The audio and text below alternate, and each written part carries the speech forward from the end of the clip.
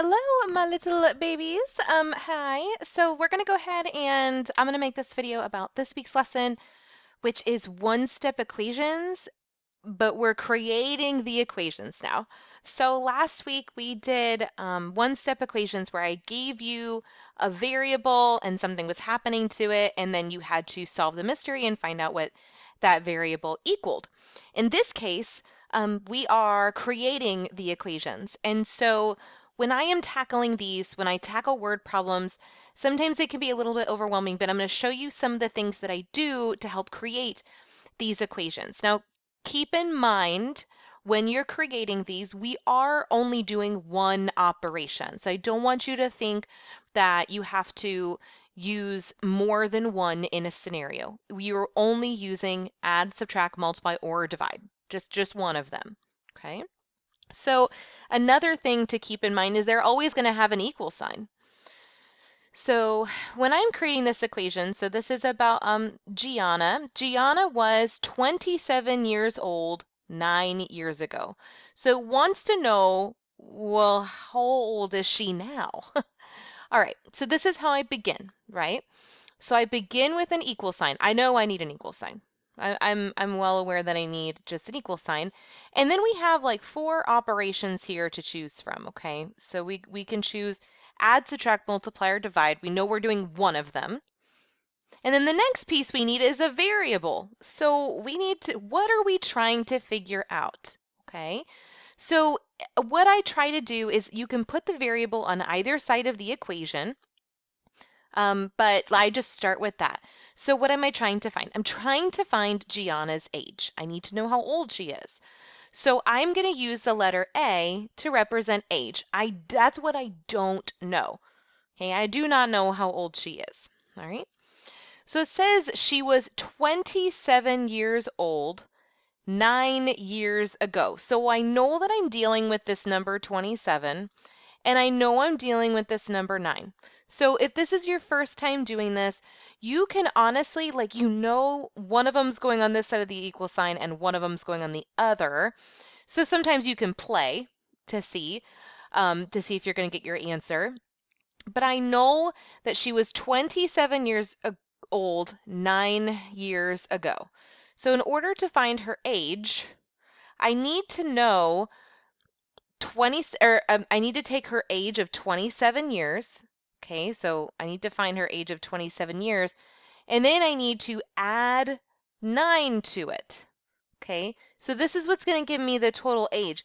If for any reason you put these numbers in a different scenario, you'll realize pretty quickly that it doesn't work out. So if I decided to do A plus 27 equals 9, okay, whatever age I'm at right now, plus 27 more years, that's not going to give me the number 9. So that can be like a red flag in your head being like, wait a second, that's not going to help me find out what age he's at. If you did it the other way, let's say you just decided, okay, what if I put the 9 with the A, right? Whatever age I'm at now, let's say I'm 30 and I add 9 to it, I'm not going to go down in age. I'm not going to be 27. So when you have this, I need to know that 20 or 9 years ago, she was 27. Her age should not go down from there. Um, so that is why if you accidentally did something like this, kind of talk yourself through that scenario and it'll work out. So again, we are creating this equation. So we have that her age equals she was 27 plus 9 more years because it was 9 years ago, and that's our total age. So I know that Gianna is 36 years old. We just created an equation. Isn't that so exciting? Okay, let's do another one. Mariana ran 7 miles more than Reese last week. Mariana ran 11 miles. What equation will tell you how many miles Reese ran? All right, so we've got to figure this out. All right, what do I know? I know that Mariana ran 7 miles more. So sometimes when you see that word more, it's probably addition. Okay, so we're probably adding 7 to something. All right. She ran more than Reese, and she ran a total of 11 miles. So if it's a total, I wouldn't be taking her total miles and adding 7 more. It didn't say that. She ran more than Reese did. So let's go ahead and use our skills. What are we trying to find? We are trying to find how many miles Reese ran. So I'm going to give this a variable, okay? How many miles that Reese ran? Let's just give it the variable m. So what I don't know is m. So if I take however many miles he ran, added it 7 more, I should get 11, right? Because it says that she ran 7 miles more, and in total, she ran 11 miles. So I just created a one-step equation. Now let me show you guys something really cool. If you did it another way, you should get the same answer. So some of you guys were working on, I need to find his total miles, right? So I'm going to put that here. Well, I know that if I take, oh, sorry, I didn't mean to put the equal sign there. Oh, where's my equal sign? Oops. So I need, sometimes if I'm trying to use the amount of miles that Reese has, I know that I can take these 11 miles that Mariana ran in total, and if I subtract 7, because it says 7 miles more, so I could take that 11, subtract 7, that would also help me find how many miles that Reese ran. Isn't that cool? So that's the same thing. Okay, let's do another one. So Skylar baked 6 cupcakes less than Dasa. Skylar baked a total of 18 cupcakes. What equation will tell you how many cupcakes that Dasa baked? Okay, so let's say I do not know. What am I trying to find? I am trying to find how many cupcakes Dasa baked. So let's give it a variable. We don't know this, so I'm just going to put C. I don't know this. Okay. I do know that Skylar baked 6 cupcakes less than Dasa. All right, so I don't know what Dasa baked. Okay, I'm going to use the letter C.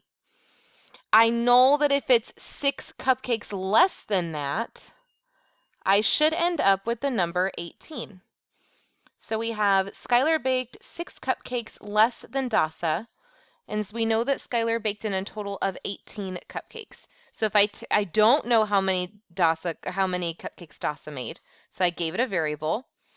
Then it says 6 cupcakes less than, I subtracted 6. And so but I did know that in total, Skylar baked 18 cupcakes. And then you can just solve it like a one-step equation. But in this case, it's not asking you to solve for the variable. It's just asking you to create an equation for it. All right, we have a few more examples. In this case, so Sebastian spent $27 on 3 volleyballs. Write an equation to find out how much each one costs. Okay, so let's go ahead, and the first thing I do is to figure out what are we trying to find. So we are trying to find how much each one costs. So we don't know what that is. So what we do in this case is we go ahead and give it a variable. So I'm going to use V for volleyball. So what I do not know is I do not know how much each one cost. But what I do know is that when I bought 3 of them, okay, when I bought 3 of them and added up my total, it was $27. So when I bought 3 volleyballs, each one is for letter V, I added them all up. My total, the cashier would told me it was $27. So in this case, when you have variables this much or this often, if you were talking, you're actually going to be multiplying these, because if this was, I'll show you why. So we have 3 V's equals 27. So 3 times each volleyball. So I'm taking the amount per volleyball and multiplying it by 3, and that will give me 27. And I'll show you what I mean by that. So I have to do the inverse operation. So I would need to divide by 3 in both of these scenarios. And each volleyball is $9. Okay, and I'll show you why V plus V plus V is the same thing as 3 times V. If I decided to take 9 plus 9 plus 9, 9 plus 9 is 18. 18 plus 9 is 27. So you could either take that as 9 plus 9 plus 9, or we know that we can just go ahead and make it a multiplication scenario and do 3 times v. If you got stuck at this part, something that should alert you is you're like, hold on, what do I do? How do I find out what V is in a one-step situation? And you can't do anything because you don't have a number over here. So that might alert you to like, hold on, maybe I can rewrite this to look like this so I could solve how much each volleyball cost.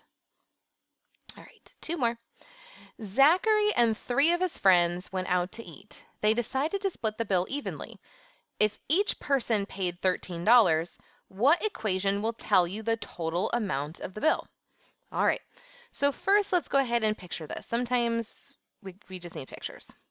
So I have a picture and we have Zach and his 3 friends. And they're all out to dinner. This is their table. And it said that they decided to split the bill evenly. Each person paid $13. So $13, each person paid that. Okay, so I know that Zach paid $13 and each one of his friends, friend 1, friend 2, and friend 3, all paid $13. And when I added up those totals, it was the total amount of the bill, which that's what I'm trying to find. So I'm going to go ahead and give this a variable. I do not know the total amount of the bill. You can use B, you can use T for total. The variable that you choose doesn't matter. So we have all of this. Now, you can add all these up and that would give you the total B. You can also, just like we did in the last one, do 4 times 13, and that would also give you the total bill. But it's kind of cool. So it said they decided to split the bill evenly. We know how much it's costing. So again, if we wanted to create an equation here, we could also do, let me get in a different color, the bill split 4 ways or divided by 4 would equal 13. So we have whatever the bill was, we're deciding to split it 4 ways, and that equals 13. So then you would still multiply by 4 to do the inverse. Last one. So Jalen spent $56 on DVDs. If each DVD was $7, how many did she buy? All right, so what do we not know? We don't know how many DVDs she bought. We do not know. So let's go ahead and just give it a variable. We'll just give it the letter D. So we don't know how many she bought. But what we do know is when I took those amount of DVDs and we spent $7 on each one, I got 56 in total. So if I'm creating my equal sign, I know that my total here is $56. That's how much she spent in total. And I know that the number of DVDs are $7 each. Whenever you see this word each, it should kind of alert you that you are multiplying. Okay? If you're multiplying this because we have the amount of DVDs that you buy depends on, you can do that $7. If you buy 1 DVD, it's 7 times 1. If you bought 2 DVDs, 7 times 2, that kind of thing. So we are going to take that 7 and we're going to multiply it to how many DVDs we bought, but we don't know. So again, for this scenario, we can either try to solve for D, which would be dividing by 7. Okay, and then we know she bought 8 DVDs, but it's looking just for the equation.